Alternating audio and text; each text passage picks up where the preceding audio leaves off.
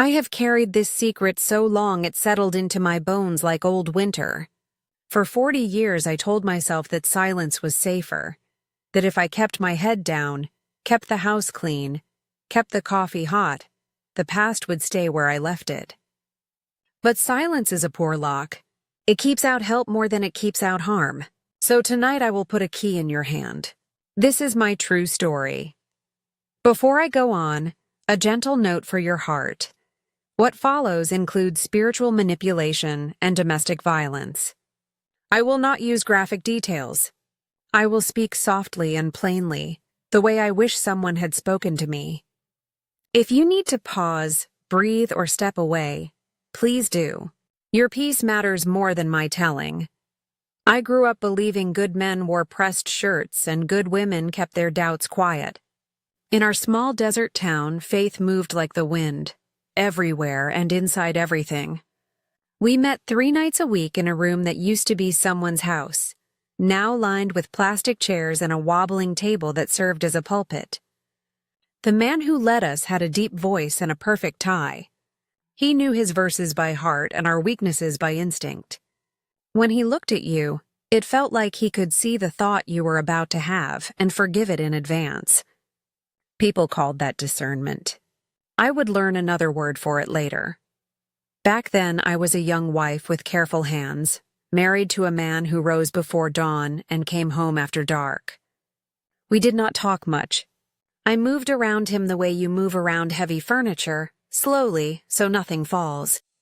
My days were lists: sweep, soak beans, boil water, keep the children quiet, keep myself smaller than the heat.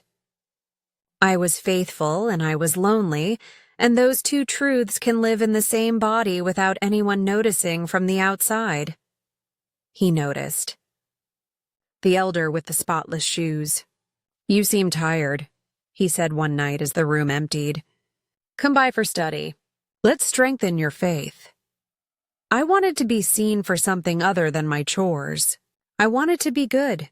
Those two wants can make a person easy to lead.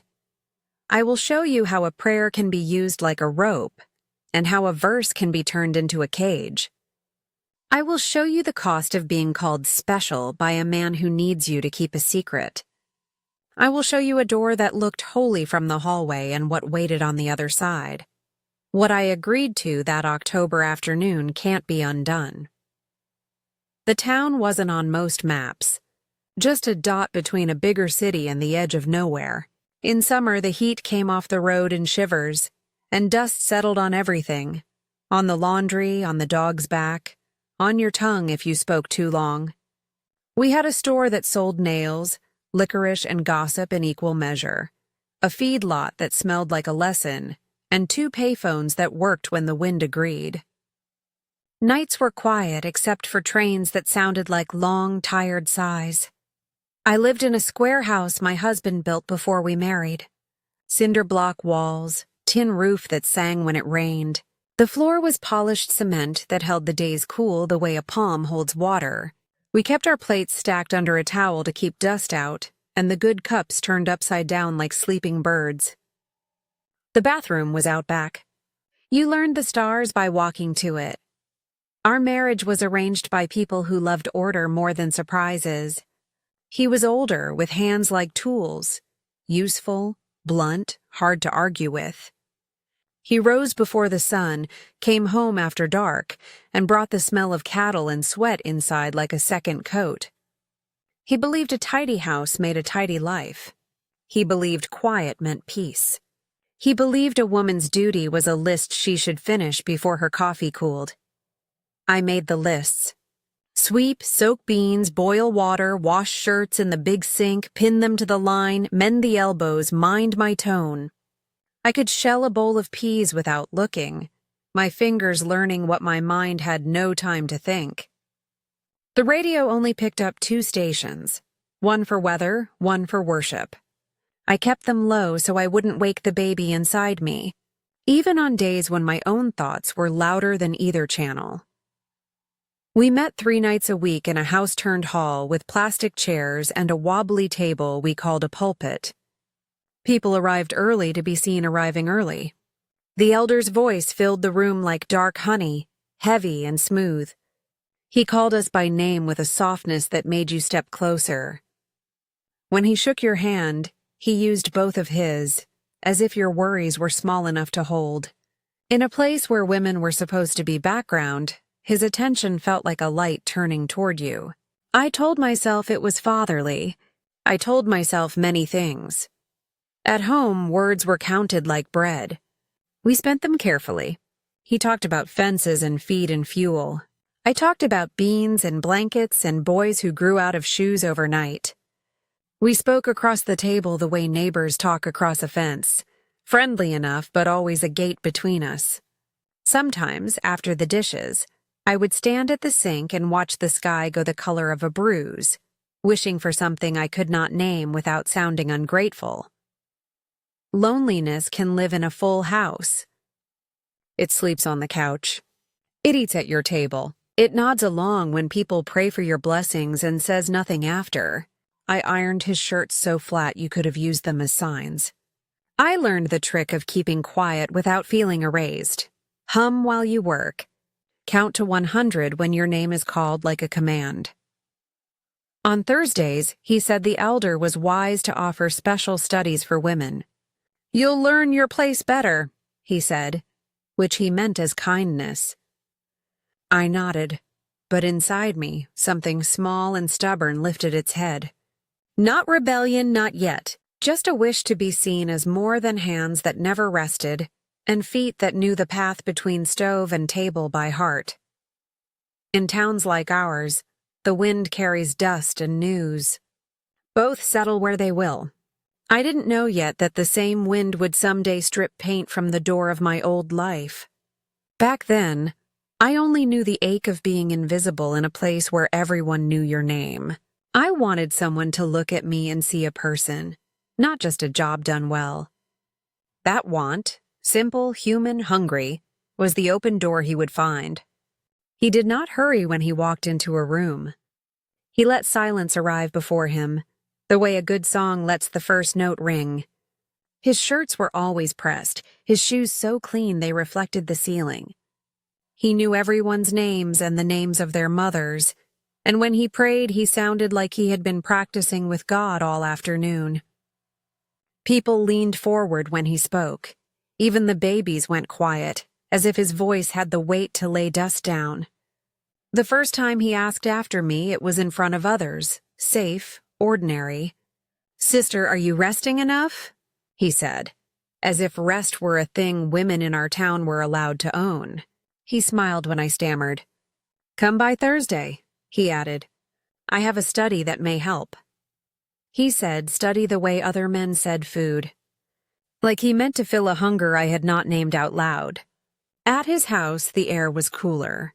A fan hummed in the window, and the scent was floor wax and something sweet, maybe lemon. His wife greeted me with her hands still damp from washing, then disappeared toward the kitchen like a shadow trained to keep to the edges. He led me up the narrow stairs to a room with 2 chairs and a small table with a Bible open and a glass of water sweating onto a saucer. He gestured to the chair that faced him and sat close enough for his knee to touch the edge of my skirt if either of us breathed too deep. He began with familiar verses, the kind I could say by heart. Patience, kindness, order in the home.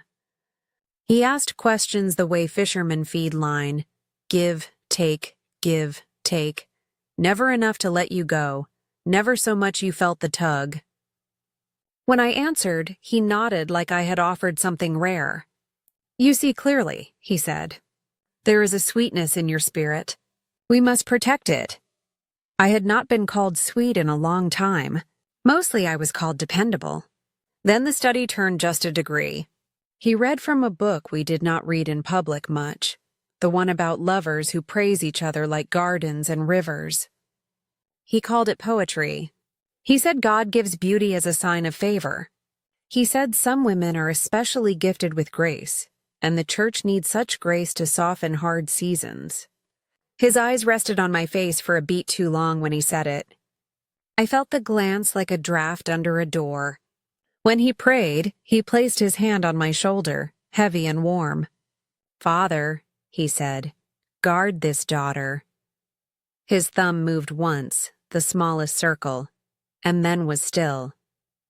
My body noticed before my mind did. I told myself it was fatherly, that I was childish to flinch at care. He ended the prayer and did not remove his hand right away. "I sense a calling," he said softly, as if telling me the weather, as if it were impolite to be surprised by it. The next week, the room was the same, but I was not. I sat straighter and tried to keep more air between us. He noticed everything. "You are careful," he said, pleased. "Care is a virtue." He asked about my marriage with a patience that made confession feel like obedience. When I mentioned we did not talk much, he sighed like a shepherd whose lamb has wandered. "A woman's submission is not silence," he said. "It is strength that knows where to stand." He made standing sound holy. He made my weariness sound like a test I was passing. Then came the first small tests. He asked me to close my eyes during prayer and picture laying my burdens down. "Say it," he whispered, and I said, "I lay them down," because the room seemed to require it. He asked me to speak blessings over my husband by name, which felt kind and also like being led somewhere blindfolded. After, he smiled and said he sensed agreement in the spirit, a phrase I would later learn can be stretched to fit many rooms. On the third study, he shifted the furniture an inch, so our knees almost touched even when we were careful. He took my hand when he prayed, both of his around it like a cup around a flame. "There," he said when I flinched. "Do you feel that peace?" What I felt was my pulse. He called it peace anyway. He started using "we" when he spoke about my life. "We will build your strength. We will protect your sweetness. We will help your home." I heard the "we" in my sleep. After the fourth study, as I stood to leave, he stopped me with the gentlest pressure of fingers at my elbow. "I do not offer this to many," he said, almost sad. "But I have been praying, and I believe there may be a special work ahead, something not for the whole church to understand, something for the faithful to carry in quiet." He watched my face the way a man watches a door he hopes will open. "A mission?" I asked, the word feeling strange in my mouth, both heavy and bright. He smiled, soft and solemn, as if we had just agreed to keep a new kind of Sabbath. "Yes," he said, "but only for those God can trust." He brought a different Bible the next week, its pages thin as onion skin, the kind with margins wide enough to hold a man's opinions. He turned to the book we did not linger on in public, the one that speaks in gardens and perfumes, where a woman is called a locked spring and a walled fountain. He read slowly, letting words like honey, vineyard, and almond bough sit between us like ripe fruit. "This," he said, tapping the page with a careful finger, "is scripture too. God put it here to teach us that holy love is not ashamed of the body he made." I had learned those verses as poetry tucked behind the curtain of marriage, a song you only hum under your breath. He moved the curtain. "See how the beloved praises?" he asked. "See how the lover answers?" He said the Bible was a map and most people only walked the roads with signs. "But faith," he smiled, "also asks us to trust the paths through orchards." I sat straighter, hands folded, trying to keep my breath from showing. He spoke of submission, not as silence but as alignment, a word that sounded like wheels set right on a road.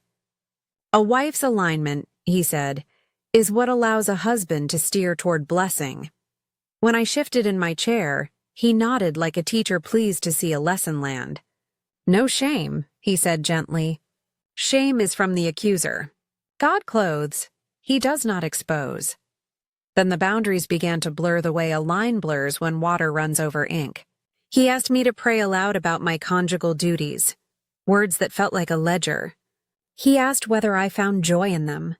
I swallowed and stared at the window fan. "Joy is obedience ripening," he said when I hesitated. It can be learned. He quoted Ephesians about wives and husbands and covered it like a blanket over anything that shivered. He was careful with touch at first, hand to shoulder. The weight of it a blessing I did not know how to refuse.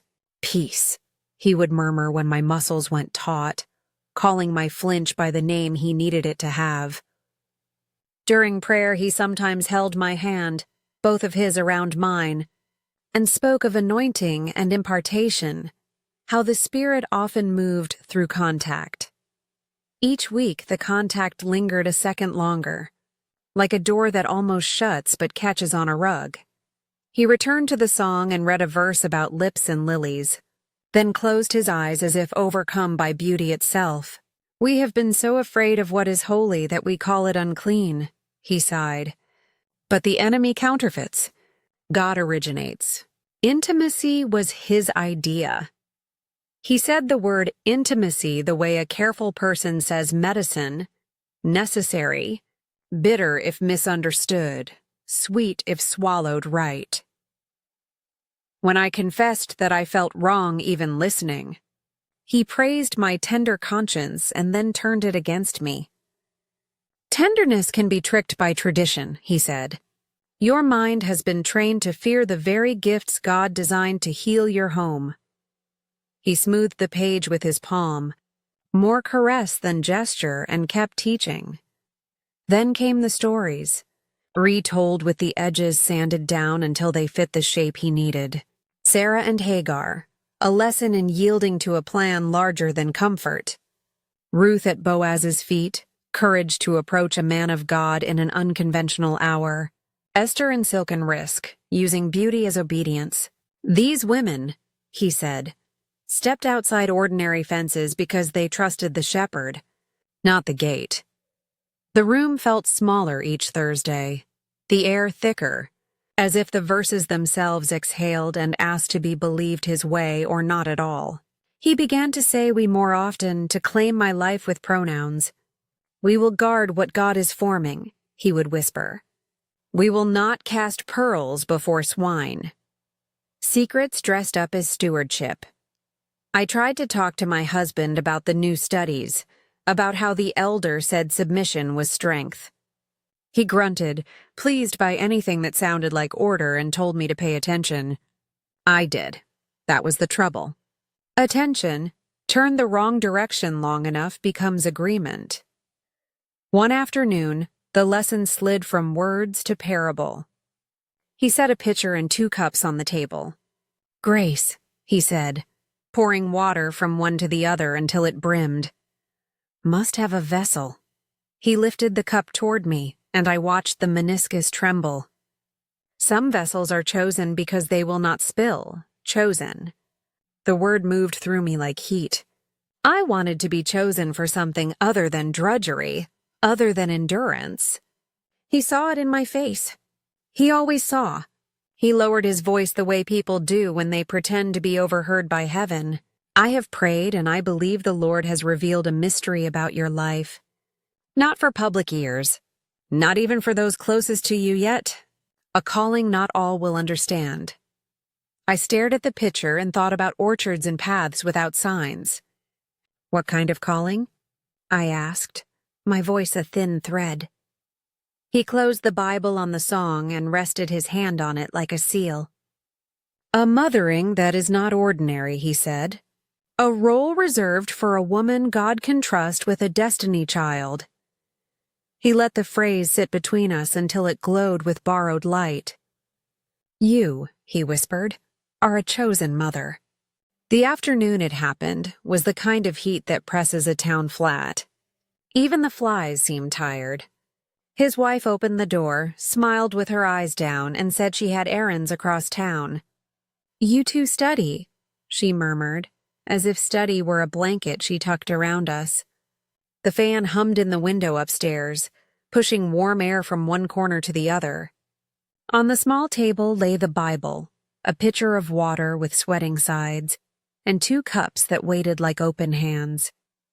He began with prayer that went on longer than usual, the kind that winds through every room of your mind and looks into cupboards you would rather keep shut.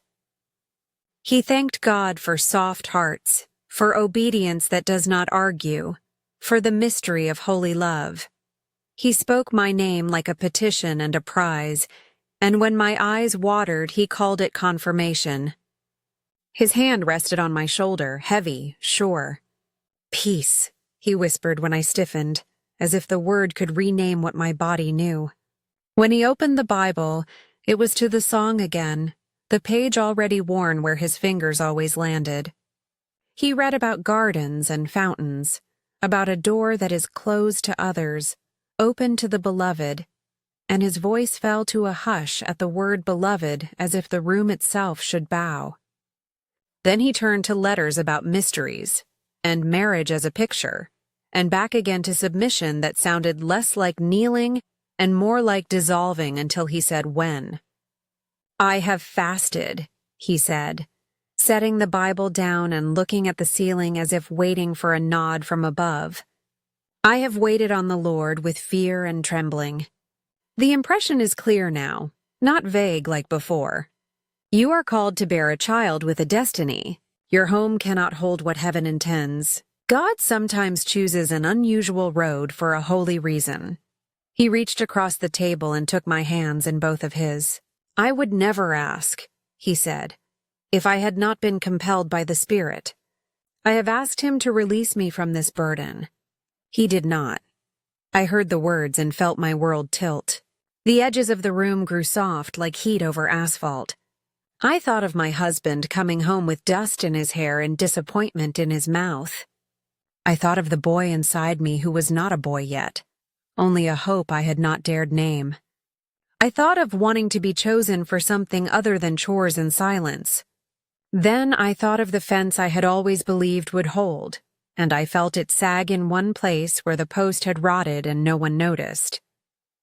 I am afraid, I said, small and true. Of course, he answered, and his voice wrapped the fear like paper around a fragile thing. Mary was afraid. Esther was afraid. Obedience is not the absence of fear. It is the will to move through it. He poured water into both cups and pushed one toward me. Drink, he said. Then we will pray again, and we will do what is required. The prayer this time was quieter, a thread instead of a rope. He asked for covering and for secrecy until the time appointed. He asked God to close ears that should not hear, blind eyes that should not see. He asked for blessing on a union sanctified for purpose. Each phrase set another stone on a path I did not know how to leave. When he stood, he did it slowly, giving me time to move or refuse. He stepped closer and set his hand at my jaw like a benediction. This is not carnal, he said, firm, as if correcting a child. This is covenant. He spoke the word like a seal. He kissed my forehead first, as if to teach my body the order it must obey. Then my mouth. When I flinched, he said my name like a prayer again and kept going. The fan clicked once, twice, like a clock changing hours.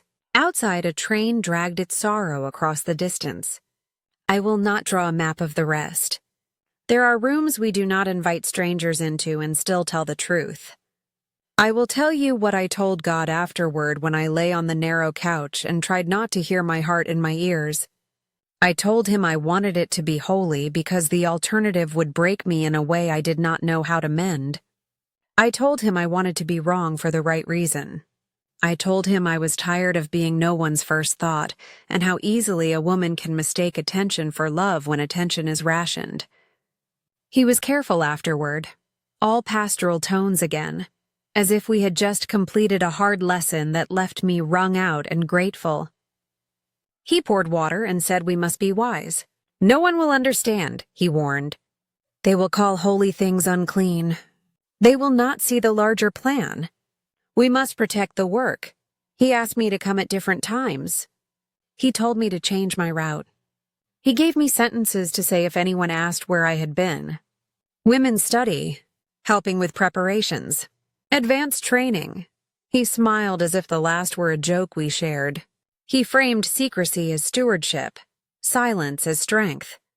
Do not cast pearls before swine. he said, and in that sentence I understood that the people who loved me had been moved into the category of swine. Shame dressed in a parable is still shame, but for a while it wears better. I nodded because it felt like the only way to make the room stop spinning. God rewards those who obey in quiet, he said as I stood to leave, legs unsteady. Rest, eat, pray, prepare your heart for joy.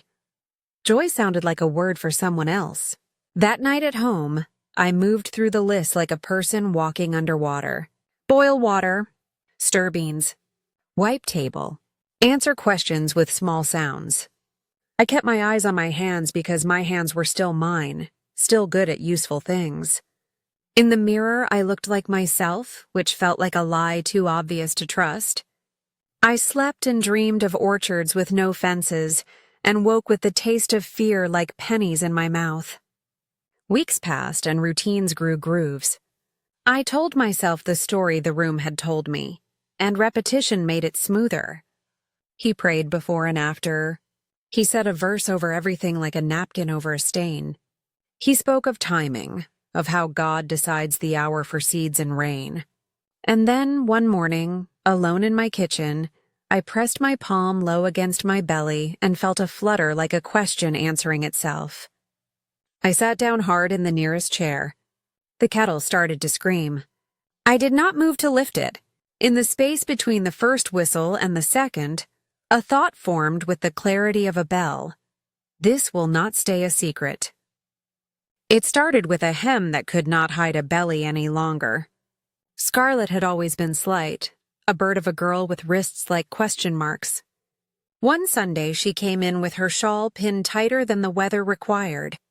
Mothers noticed first. Mothers always do.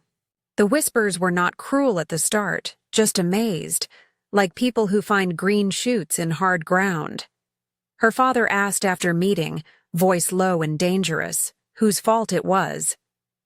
Scarlet's lips trembled. She said she had been in study, deep study for months, learning what most women are not trusted to learn. He stepped closer. She stepped back. Whose? He said again. Because in our town, a baby must have a name to attach blame to. When she said the elders, the word split the air like a dropped plate. He handled it the way men like him always do, with calm. Calm can be a kind of smoke. Lies, he said, hands raised in a holy gesture that looked like surrender and was not. He spoke about slander and jealousy, about young women who cover their shame by reaching for the nearest good man's reputation. He lowered his voice as if protecting us all from ugliness. He said he would forgive her because that is what shepherds do when lambs wander and invent wolves out of bushes. People nodded because calm is contagious, and men in pressed shirts are believed by habit. But numbers don't nod. Numbers line up like witnesses. Felicity was pregnant, and her husband was gone for weeks at a time. Clue began to buy cloth by the yard for dresses that could grow with her. Naomi stopped standing near the windows. Diane stared at her hands whenever the elder spoke and pressed her lips together the way a person does who is holding a secret between their teeth so it will not fall out. I did the math in my own kitchen with a stub pencil, drawing lines between months and meetings, and every line led back to one upstairs room with a fan that clicked and a Bible always open to the same book. Scarlet's father took his rage to the pulpit. He stormed the aisle and shook a fist at the man who had taught him to bow his head. The elder did not flinch. He wore sorrow like a well-fitted coat. "We will handle this according to Scripture," he said, which for us often meant behind doors where women did not sit and truth could be trimmed to fit. They convened a committee. They asked questions that sounded like forgiveness and felt like traps. Scarlet cried. Her mother stared at the floor. Men spoke of discipline, and the women passed tissues and kept the nursery from noticing. Rumor ran faster than the bus on market day.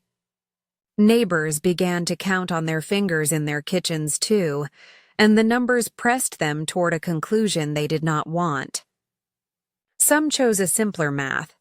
If 7 women say the same thing and one man says the opposite, and the one man is the one you depend on for certainty, then the 7 must be wrong. It is easier to call a dozen eyes deceived than to admit your compass points to a swamp. He gave a sermon on wolves the next week. Not the ones who creep in, but the ones who cry wolf for attention. He quoted verses about rebellious women and the danger of loose talk. He stared just over our heads as he spoke, not at any face, so each of us could imagine ourselves safe from his gaze. I watched his hand as he turned pages. It did not shake. Mine did. Then overnight he was gone. The back door latch hung open like a mouth left mid-sentence. His wife sat on the front steps with her hands folded in the lap of a dress that looked too tight at the throat. She said he had been called away on urgent business. People brought her pies because grief looks like widowing even when no one is dead. By week's end, somebody swore they'd seen him at the bus station with a suitcase and a hat pulled low. By the next, someone else said a cousin in another state had a new pastor who sounded familiar. The congregation broke like dropped bread. Big pieces, little crumbs, nothing you could piece back into what it had been. Families who weren't directly touched drifted to other towns to save face. The hall closed. The sign came down. Men in charge wrote letters using words like disfellowship and discipline and healing, and all of those words landed on women's backs like weights they had not agreed to carry. We were called Jezebels and liars and worse. We were told we had tempted a holy man, that we had mistaken fatherly care for something else because our minds were full of filth we had learned from worldly magazines we did not own. We were told to repent in ways that looked a lot like vanishing. Some of us did vanish for a while. Doors closed. Phones stopped ringing. A few brave ones came to sit with us and brought chicken in foil pans, but even they kept their voices down, as if kindness were a crime that needed a muffler. At the pump, women stopped making small talk when I drew water. At the store, men looked over my head to avoid the complication of my face. I moved through town like heat shimmer, visible but not solid. Felicity cried in my kitchen and said her husband had turned his back to the wall and would not turn back. Clou slept through the afternoons and woke with a start at any step on the porch. Diane wrote her status on a scrap of paper, alive, barely, and pushed it under my door like a schoolgirl passing a note. Denial blamed us, then disbelief hardened into doctrine. People said things like, "Good men don't do that," which translated to, "If he did, he is not good, and I have built too much on his goodness to let it fall." It is a terrible thing to be asked to hold up someone else's house with your silence. We were tired, and our arms shook, and still they asked. I would have kept balancing on that narrow beam of secrecy and blame until I fell off from exhaustion. But secrets are poor carpenters. They can't hold up a roof forever. The day my husband learned the truth, it did not come from my mouth. It traveled on the same wind that had carried perfume and floor wax through the hall for months. He heard it at the store in a sentence 2 women thought the canned goods couldn't overhear. He came home with dust on his boots and something worse in his eyes. He closed the door with a care that made my skin go cold. "Tell me," he said, voice even as a ruler, "from the beginning, and do not lie." He sat at the table like a judge who had already read the verdict. The room was too neat. The broom leaned in the corner, the kettle clicked as it cooled, and the evening light turned the wall the color of old bruises. "From the beginning," he said again, and I realized there are 2 kinds of silence, one that hides you and one that strips you bare. This was the second. I tried to start with small truths: study, advice, prayer. He did not blink. "Names," he said. "Dates." He reached for a pencil and began to write on the back of an envelope, as if my life were a column he could balance. When I said I was confused, he said, "You were not confused when you left this house." When I said I was fooled, he said, Only children are fooled. And you have borne me sons. He tapped the envelope with the pencil point until it tore a little hole. I lied first. I said it wasn't like that. I said people were gossiping. He set the pencil down very carefully, as if it were a blade he had decided not to use. Last chance, he said, and his voice was quiet in a way that had no softness in it. I opened my mouth and the truth tumbled out. Clumsy and tripping. Verses and promises and chosen and mission. The way the room upstairs smelled like lemon and wax. The way fear can be called obedience if the voice is steady enough. I did not say the word covenant. He did not need me to. He stood so fast the chair fell backward and struck the floor like a shot. After, I remember sound before pain, the thud of a fist against wood, mine, the table. The small animal noise I didn't know belonged to me. The kettle clattering in its cradle. Then pain made a room of its own and put me inside it. He said words people only use when they want to make you unhuman. Whore, liar, curse. He asked questions with his hands. How many times? Where? Did you look him in the eye after? He did not wait for answers. Some blows were for the man who was gone. They landed on the woman who was not. When he stopped, breath ragged, he put his palms on the table and leaned there like a man after a long run. He began to cry in big, ugly heaves that made me want to reach for him and run from him at the same time. They will laugh at me, he said into his hands. They will say I raised another man's sons. That was the grief he could name. He told me to get out.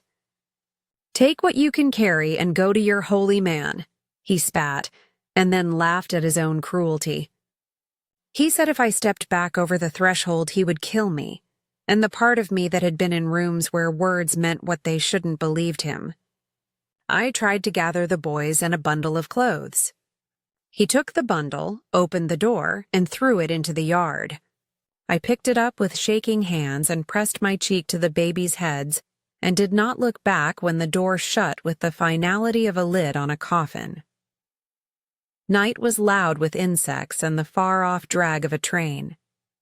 We walked to the square, me carrying one child and dragging the other by the hand, and found a bench made slick by 1,000 other tired bodies. I tucked the boys under my shawl and put my back to the wind. They slept in fits, the way children sleep when mothers hum lies like lullabies. It's fine. Only tonight. The stars are close. The stars were not close. The stars were indifferent and cold, which is not the same as cruel but doesn't feel different at midnight. By morning, my face had swollen into a stranger's. People noticed and did not. Pity is a risk in small towns. It makes you part of a story you didn't want to be in. I went to my sister's because blood is supposed to be a key that fits any lock. She opened the door and flinched like I had thrown something at her. News moves faster than truth. He said if I let you in, our girls will catch whatever you've got, she whispered, eyes on the street. You know how he is. She squeezed my hand once, quick, secret, like we were children again. Then let go. Try next door, she said, which meant try nowhere. She shut the door gently, which somehow hurt more than a slam. I knocked other doors. One woman peered from a curtain and shook her head the smallest amount. Another opened the door only as wide as her own thin body and said she would pray. A third pressed bread into my hands through the gap and said I must go before her husband came home. Bread is holy, so is fear. Both have their own weight. We slept 3 nights like that, moving benches when police suggested it with their eyes, washing in the pump's cold pour, feeding the boys whatever a corner store clerk with a soft spot could slip across the counter without being noticed. I learned how to look invisible. I learned how to make a bottle from a soda can and hope. I learned how quickly people stop seeing what hurts to look at. Caleb coughed in a hollow way in the cold hours before dawn, and Wyatt rooted at me in hunger that my body could not answer because terror is an appetite that eats everything first, on The third day, a man in a truck idled by and whistled and offered a ride with a smile that did not reach his eyes. I gathered the boys and walked away without replying. On the fourth, the bench felt like a teacher that had run out of patience. My legs shook. My mind began to entertain dangerous mercies. Leave one child at a church door, knock on a stranger's house, and beg to be arrested just to be inside. I have never been so far from myself. This is the part of the story where people want a miracle with trumpets. Mine came with the sound of sensible shoes on wet pavement and an old woman's voice saying my name like she had been looking for me for hours. There you are. But that is another chapter. Before we get there, I will tell you the truth plain. That week was the lowest room I have ever lived in. The floor was fear. The walls were hunger. The ceiling was shame. And still somehow there was a door. I did not find it. It found me. She found me near the pharmacy awning where the concrete stays dry even when the sky is tired of holding back. "Genevieve," she said, not like a question, but like a woman who'd already decided to help and was relieved her guess was right. Her hair was the soft gray of bread flour and her hands looked like they'd learned every kind of work. "I'm Gloria," she added, and that was all the introduction the day required. She reached for the baby first, the way women who understand triage do, child, then mother, then the rest. She pressed the back of her fingers to Caleb's cheek, felt the heat, and clucked her tongue. "Fever," she said, as if naming it were the first medicine. She took Wyatt from the sling and tucked him into the crook of her arm, where he quieted like a question receiving its answer. "Come on," she said. "Your bones can argue later. Right now, we do the next thing." Her house lived behind a patchwork gate and smelled like soap and thyme. She set a kettle on without asking and drew a bath in a tin tub that rang when the water hit it. "2 minutes for pride," she said, handing me a towel. "After that, it can wait on the porch." I laughed, which hurt my face and still felt like a miracle. She bathed the boys with the care of a person washing something valuable that belongs to someone they love. Then she sat me at her kitchen table, turned my chin this way and that in the light, and dabbed my split lip with something that stung. "Good," she said when I winced. "Pain that tells the truth." The room filled with the gentle noises of a house that has practiced kindness. The bubble of soup, the kettle's small complaints, the dryer's thud like a slow drum. She set broth in front of me and bread with the heel already cut so I wouldn't feel bad taking it. "Eat," she said, "and listen." She did not ask for the worst parts first. She asked for names, for who would worry if I did not come home, for what made the baby's cough worse. When I began to explain about study and calling and destiny, she held up one hand. "Stop," she said, not unkind. "Let me give you a word, and you try it on. Grooming." The room went quiet the way a room does when truth puts its hand on the table. She said the word again, slower. Grooming is when somebody gets you ready for what they want by making you doubt what you know. They use gifts and God and anything else within reach. Then, when you feel special and scared, they call obedience the cure. She fed me a spoonful between sentences, like she was feeding the word to my body, too. "It is skilled work," she said. "Predators study it. Falling for it doesn't make you foolish. It makes you human." I cried then, ugly and honest, the way children cry when they finally find a lap. She didn't shush or pat wisdom into me like putty. She pushed the box of tissues closer and refilled my bowl. When I was done, she told me what we would do next as if we were planning a picnic. "You'll sleep in the back room. I'll see the midwife clients and you will carry my bag. We will put weight back on those babies and on you. We will not discuss repentance like a bill you owe to men who did not protect you. We will discuss work." Work turned out to be the softest pillow. Gloria taught me how to fold a receiving blanket into a triangle that knows how to comfort. How to tie cord without letting my hands shake. How to heat water in a kettle and in your voice. We walked to ranch houses and trailers, and once to a place so far, the road gave up and turned to hard field. I carried the black bag and learned to listen to a woman's breath as carefully as to her words. Between contractions, Gloria would lean close to me and whisper, "You're learning. See how she leans? See how she goes inward? That's strength, not silence." After, we'd clean the room like a prayer. Fresh sheets, open window, quiet pride.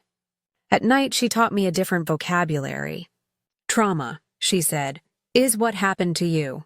Shame is what they tried to make you keep. She drew diagrams on a paper napkin, concentric circles for safety, dotted lines for boundaries that can move but shouldn't disappear. You were not consenting, she said. You were complying under authority. Those are not cousins. They are strangers. She made me say it back until my mouth knew the shape of the sentence. She would not let me disappear into labels either. Victim is a true word, she said, but it is not your only word. Survivor is true too, but even that is not a ceiling. You are a mother, a worker, a woman who learns fast, a good friend, a person with a laugh like rain on a tin roof once you let it out.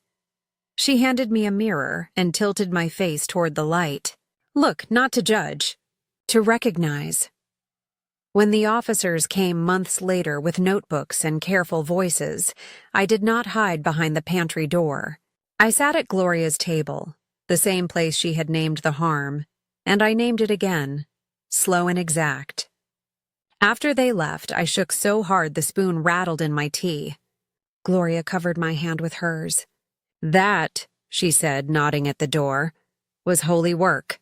You put a fence around the next girl. The boys' coughs eased. My face learned my shape again. I started to sleep without starting up at every truck on the road. Work, names, soup, sleep, small bricks, one on top of the other. That is how a woman walks from victim to survivor to something steadier still. Not in leaps, not with trumpets. With hands, with verbs, with people like Gloria who keep cupboards labeled "Begin Again" and make you take more than you think you deserve. The first hint that our sorrow was part of something larger came in an envelope with a state seal I didn't recognize. Inside was a letter asking if I would be willing to speak to an investigator about a matter of interstate concern. The phrase was dry as toast and twice as hard to swallow. Gloria read it, tapped the corner against the table and said, "Good. They're following the river, not pretending it's 7 separate puddles." 2 men arrived a week later in a sedan that looked rented and tired. They took off their hats at Gloria's door because men who mean no harm still remember manners. The older one introduced himself and said my name the right way on the first try. The younger one opened a notebook and didn't click his pen until I nodded. "We've seen this before," the older one said, not to make me a number, but to take me out of isolation. Different towns. Different titles? Same pattern. I watched them lay it out like a quilt I recognized. Charismatic entry, quick trust, private meetings framed as mentoring. The same verses circled and recircled until they wore grooves in a woman's mind. Secrecy sold as stewardship. Pregnancies explained away or punished. And then, when the math got loud, flight. Louisiana, New Mexico. A different name scribbled into a church bulletin in a town 2 states over. Buried in the folder was a photocopy of a disciplinary notice from years back that should have stopped him. It hadn't. He just changed the sign on the door and kept using the same keys. I told my part. I did it at Gloria's table with a glass of water that she refilled every time it got low, as if truth dries the mouth faster than any heat. I spoke slowly because rushing had never once helped me. I did not make myself smaller to make them comfortable.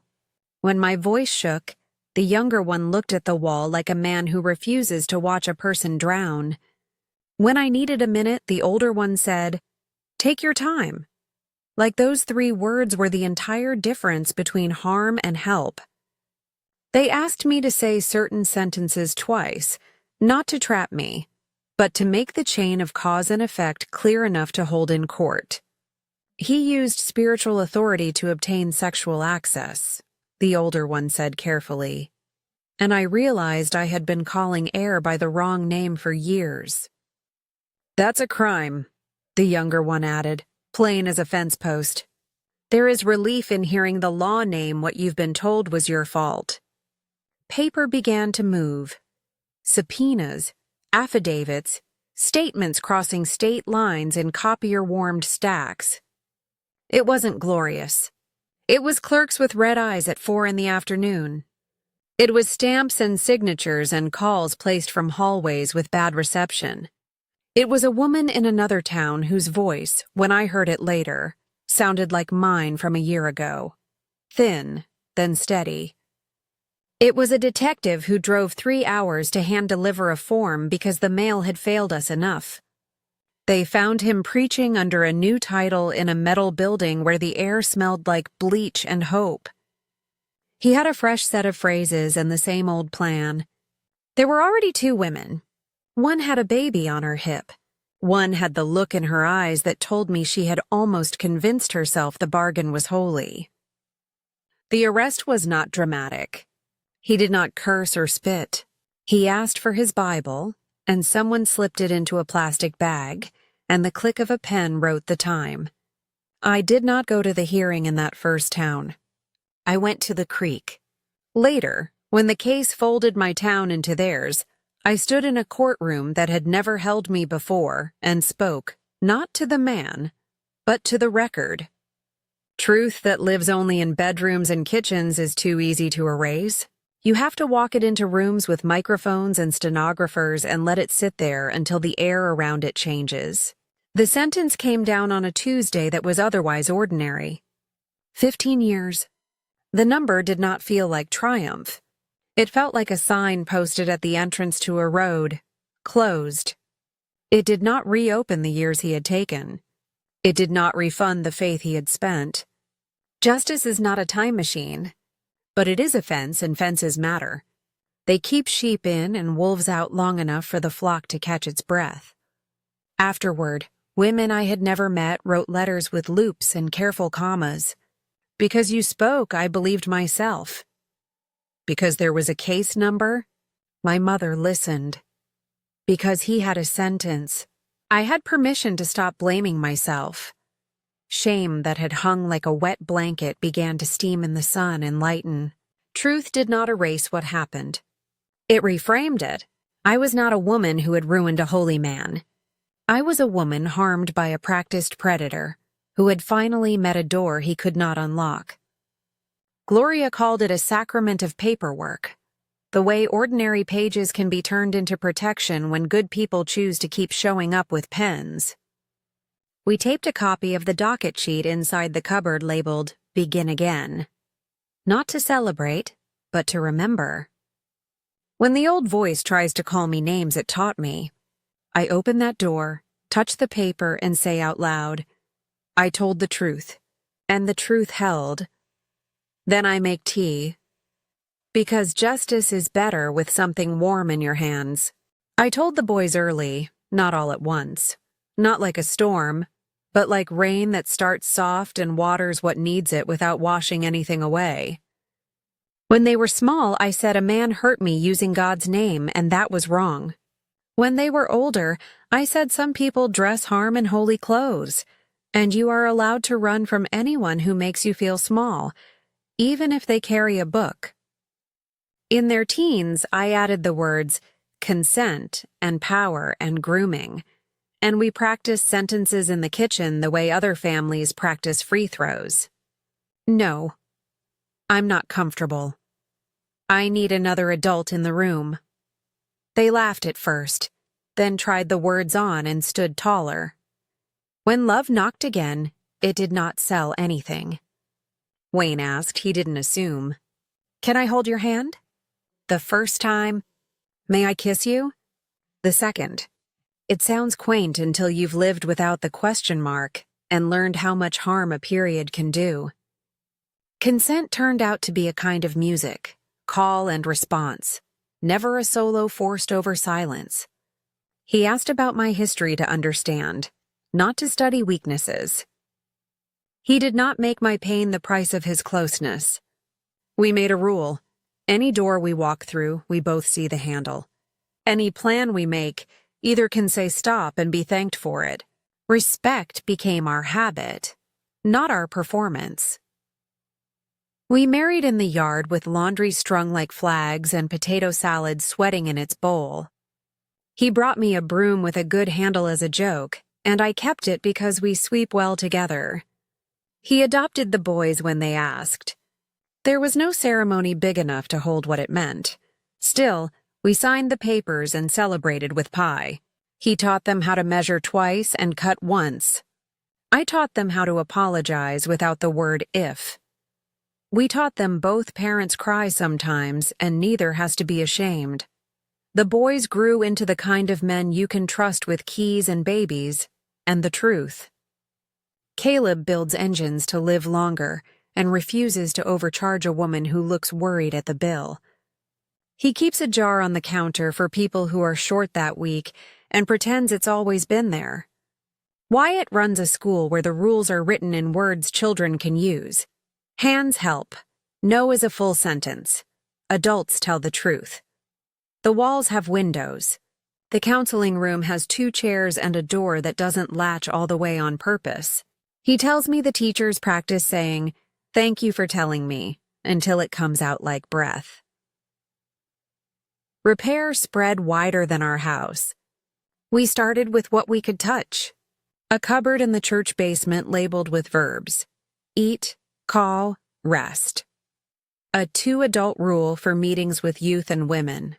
No exceptions for charisma. Windows in office doors. Sign-in sheets that do not feel suspicious, just sensible. We wrote a policy together with the boring sentences that save lives. Some people sighed about paperwork. We brought cookies and said holiness and transparency make good neighbors. I learned to step back so others could step forward. Younger women lead now with clear eyes and sturdy boundaries. I sit in the second row and cheer. When a man asks why we need all these rules, I say, because good men don't mind them and bad men can't work around them, and hand him a box of folding chairs. We talk about warning signs and about joy in the same hour, because a community that only warns forgets to live. At night, our house sounds like safety. Dishwasher hum, radio low, a laugh from the porch.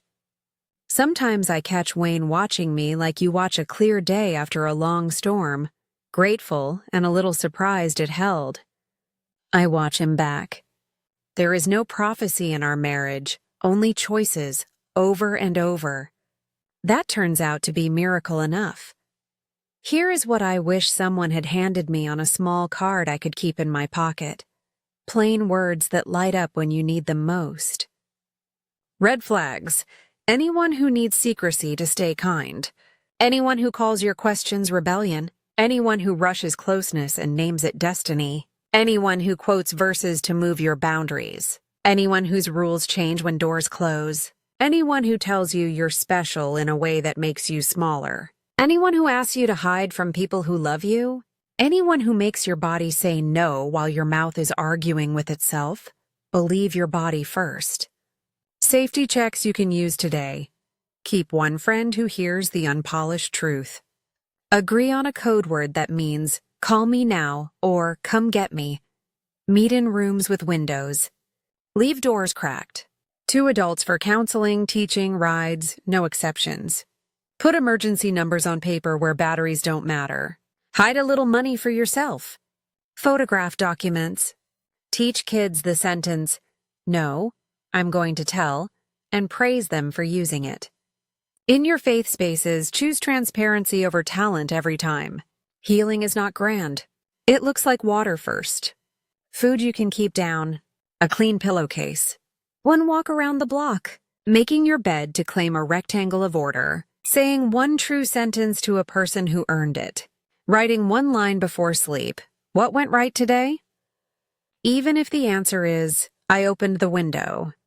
Lighting a candle and breathing until the flame steadies because your breath will follow. Returning to the body kindly. Stretch, warm shower, lotion on the hands that kept you alive. Small is not failure. Small is stitches. If any part of my story set something right inside you, tell me in the comments which line you're keeping. If you can, leave one of your own for the next woman who arrives with shaking hands. If you want more porch light stories, truth told softly, tools tucked into them, subscribe so I can find you again. We're building a long table here.